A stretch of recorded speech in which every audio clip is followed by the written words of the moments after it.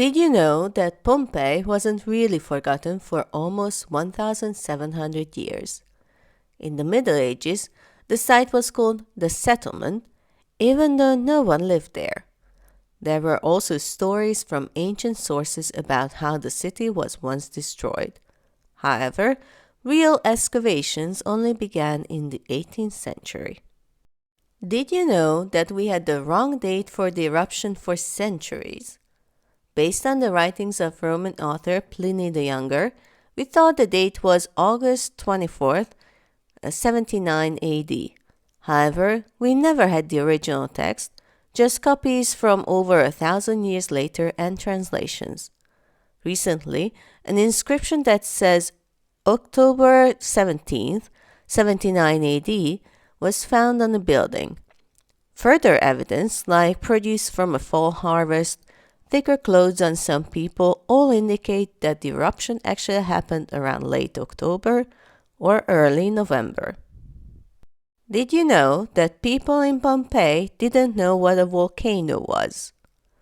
Back then, they had no word for volcano. That word was invented in the 17th century after the Roman god of fire. People just thought it was a large mountain. They knew nothing about the danger they were living next to. So if you're wondering why people didn't try to escape at the first signs of eruption, it was because they didn't know that a mountain could do that.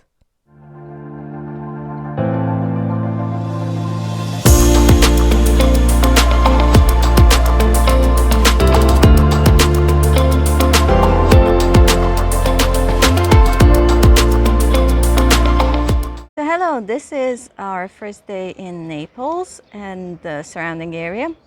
And yesterday we came with the plane and it was really long because the plane was delayed by like 4 hours or something. We got a food voucher, but oh well. I would have rather got here on time. And then we had to wait like 40 minutes for the bus. So if you can take anything other than the bus, then take it because it's tiny and crowded and everything. Cheap, but yeah. And today, getting here, it wasn't easy. We took the Campagna, the Circumvesuvio or something, that thing. And you had to go downstairs at the Naples train station, like really, really down, and that's where you could buy the ticket. And the art card, because I want to use the art card isn't sold anymore, it's just online. But we did get that here in Pompeii because we thought maybe we can buy it here, but oh well. It's great value for money. We bought the 3-day Campagna card. And yeah, we got here a bit later than I would have liked, but oh well, we still have like 6 hours here, so that should be enough, especially because, yeah, I don't want to be very tired. Okay. So we started our tour at the Sanctuary of Apollo. It is one of the oldest places of worship in Pompeii, built in a strategic point along the path that goes up to Marina Gate that led to the public heart of the city. The choice of God as the founding cult of the settlement refers to the Greek and Etruscan presence in the Campania region. Next to the Sanctuary of Apollo, the Civil Forum is the core of daily life of the city and is the focal point of all the main public buildings for city administration and justice, for business management, for trade activities, such as markets, as well as the main places of citizen worship. Excavations that began upon the request of Marina Carolina Bonaparte immediately indicated that the area had been explored and stripped of its decorations in ancient times.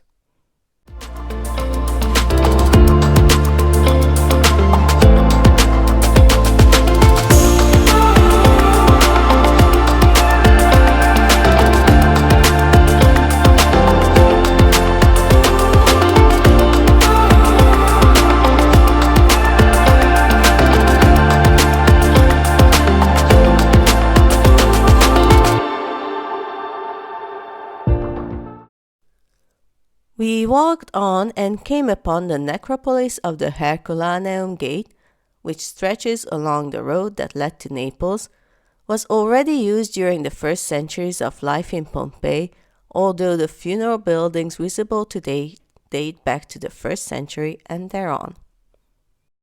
The Villa of the Mysteries is named after the Hall of Mysteries located in the residential part of the building, which faces the sea.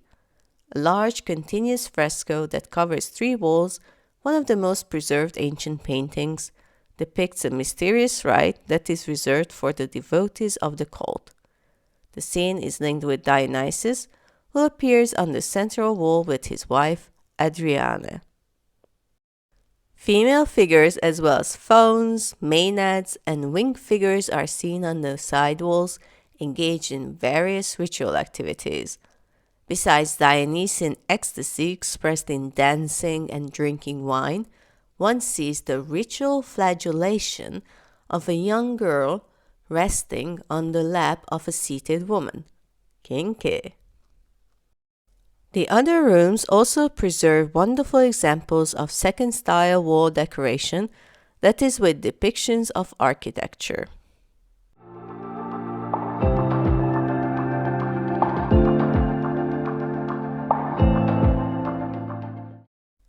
Egyptian-inspired miniature paintings are seen in the tablinum, the main room of the house, the office of the landlord, where he received clients.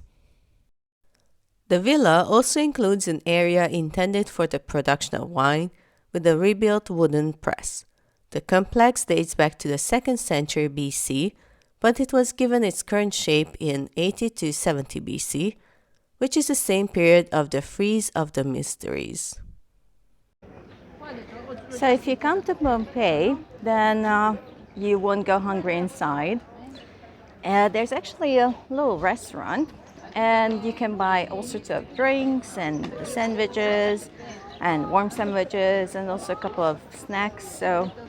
And the prices aren't that bad. I mean, I had like probably one of the most expensive sandwiches because it was with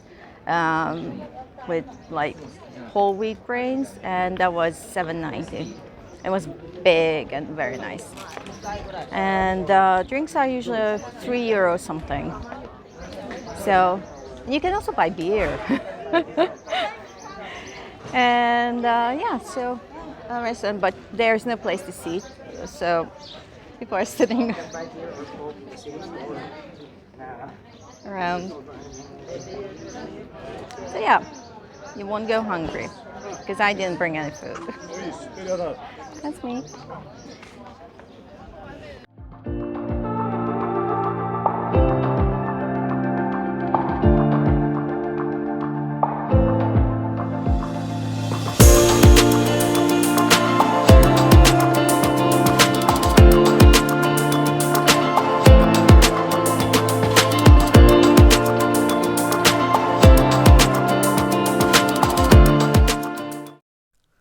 The House of the Faun is one of the larger houses of Pompeii, covering an entire block of about 3,000 square meters, and, according to its original layout, it dates back to the 2nd century BC.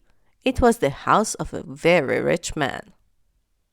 At the center of the impluvium, a quadrangular basin for the collection of rainwater, there is a copy of the famous statue of the dancing satyr or Faun, which name the dwelling alludes to the name of the lineage of the owner, the Satri.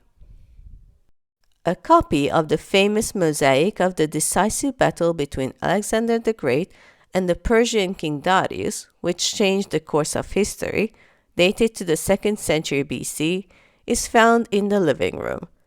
The originals of the mosaics and the statue of the Faun are exhibited in the National Archaeological Museum of Naples. The biggest thermal baths in the city, which cover an entire block of the 9th region, was under construction at the time of the eruption. It used innovations introduced in the thermal architecture in the new complexes built in Rome. We also found a skeleton here, which was kind of bizarre to look at. This is actually a rather large bakery that didn't even have a designation on the map.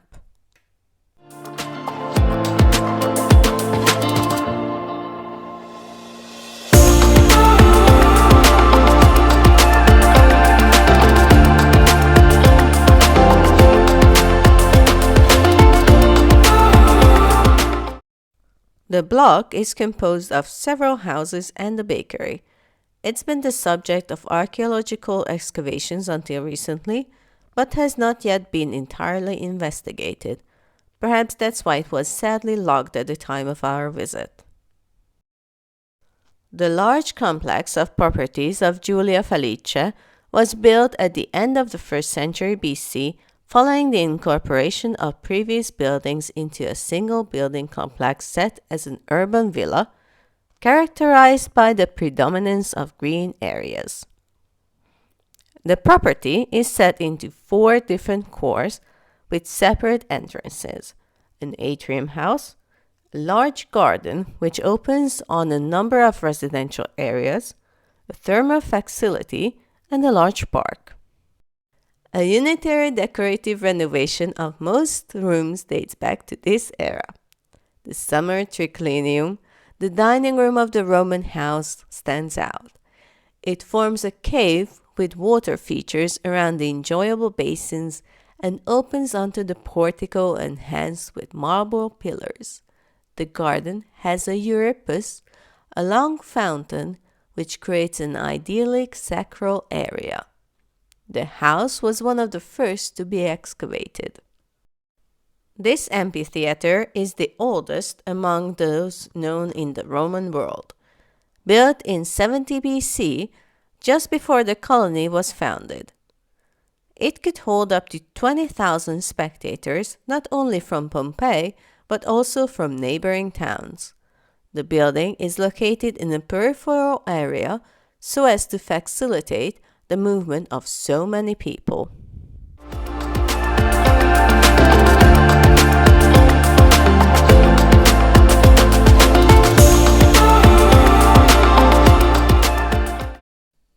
It's a small museum of some of the art in Pompeii, as a lot of the original works have been moved to Naples. Worth having a look, but sadly in the summer heat it wasn't air conditioned.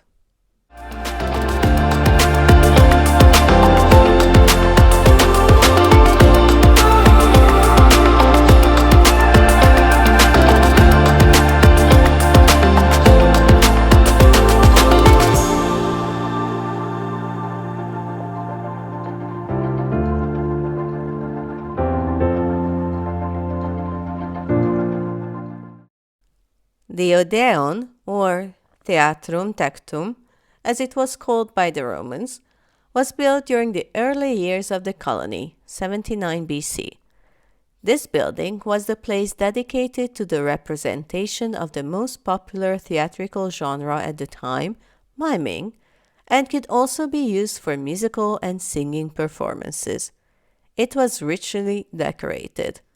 The structure was completely covered by a functional roof to improve the acoustics. The plaster of the external masonry retains many graffiti of the spectators of the shows that were held here, sometimes even from very distant regions. We couldn't enter it at the time of our visit, just viewed from the side. Behind the large theater, there is a large quadrangle surrounded by 74 Doric gray tuff columns of Nocera, used as a foyer, an area where the spectators could stop during the intervals of the theater shows. After the earthquake of 62 AD, the building changed its function and became barracks for gladiators, which resulted in certain parts of the building being reorganized. The large theater was actually used for performances at the time, so we couldn't visit. It must be fun, however, to view a play here.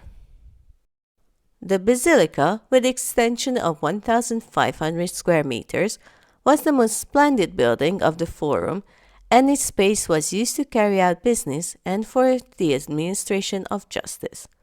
It is dated back to 130-120 BC, and is one of the oldest examples of this type of building in the entire Roman world.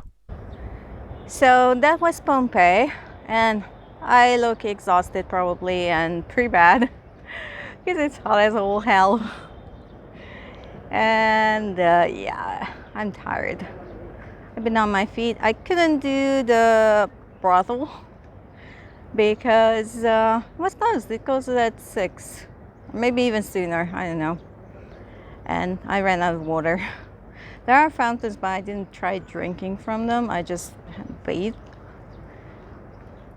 But that was me for today, and thanks for watching.